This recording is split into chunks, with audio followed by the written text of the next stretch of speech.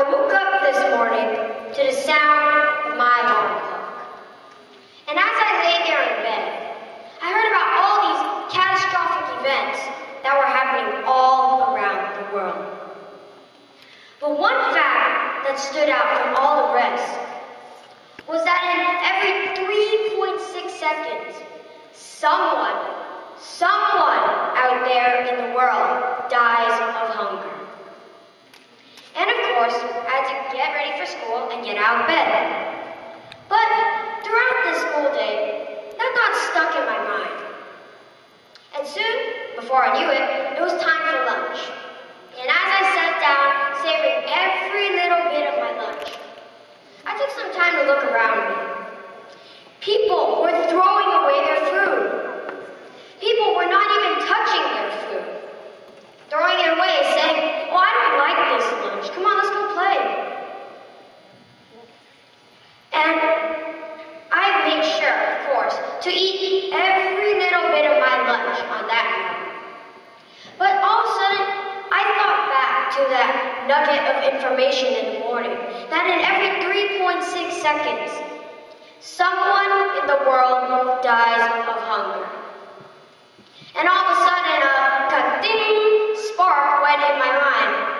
And I thought, what if I had the power to invite 3 people with the 3 characteristics that I think could make a difference in this world at a dinner, at my dinner table tonight? Firstly, you're going to need someone with leadership skills, who's persuasive and who strives to help the people in this world. You're going to also need someone with a lot of money, but who's not obsessed with buying cars or clothes. That person with a lot of money, he's going to have a caring heart. And finally, you're going to need someone, a magical friend, to keep these guys going. Someone who's a go-getter and does not give up.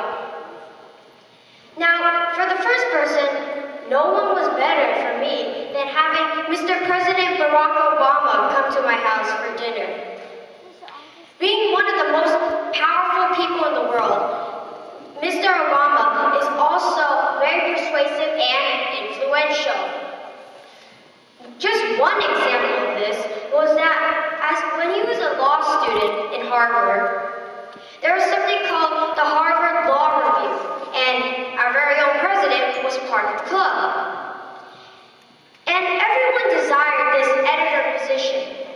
But once again, because of President Obama's influential skills and because of how he was so persuasive, he was able to become the first African-American editor of the Harvard Law Review because of how he won votes from both sides as he negotiated with everyone with his leadership skills.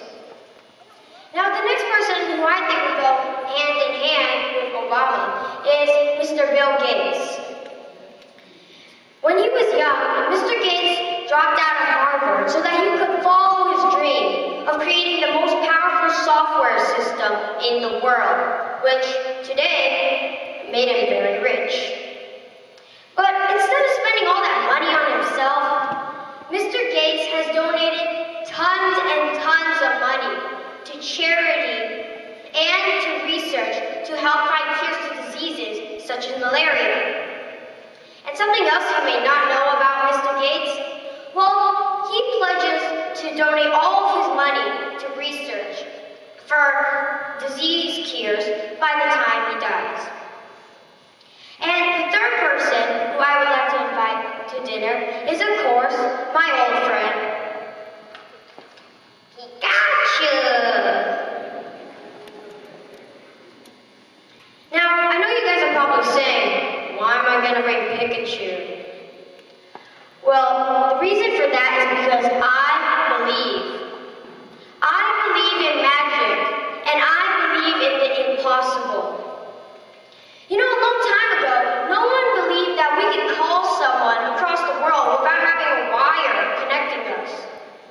No one believed that President Obama would become the first African-American president of the United States.